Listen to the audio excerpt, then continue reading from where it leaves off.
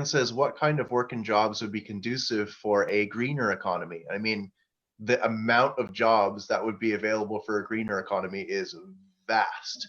If the energy companies and the oil companies, as they exist right now, I'm not talking about taking them over and revolution. I'm talking about if they just decided that they were going to go with green tech, they would create like billions, trillions of job opportunities that would be everlasting as well. Like if they actually made the decision to do so, then it would be happening already. I have no idea why that isn't happening. It always just blows my mind that you wouldn't want to even capitalistically get ahead of the curve. You know, like that's the whole thing. Is in even capitalism, true capitalism is need meets demand, need and demand. So you have a demand for something, you can meet that need.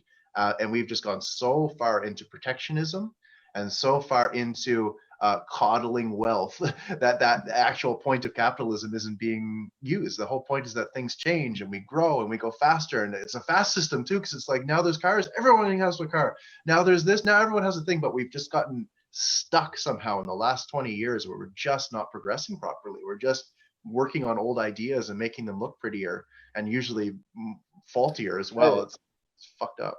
I've kind of heard this as like described as like this the zombie economy, in that it's like this. There's no life to it. Keep propping up these failing systems that keep collapsing, and and screwing people over, and they're not fair. But it's like, just recently, fucking Boeing starts going under, so Trump gives them $355 billion or whatever it was. It's like, oh, you guys messed up again. Well, no worries. And it's like, and that's what always happens. So it's like, there's really no incentive for these companies to really put in any new securities for 2008 and this to not happen again. Honestly, I wonder what the US and all these countries are going to go through on this second and third COVID-19, Like, I've been thinking the same thing. I don't think this is the last pandemic that's going to happen. And and really we should be restructuring our economy to include both safety, which is the whole point of this, but also freedom.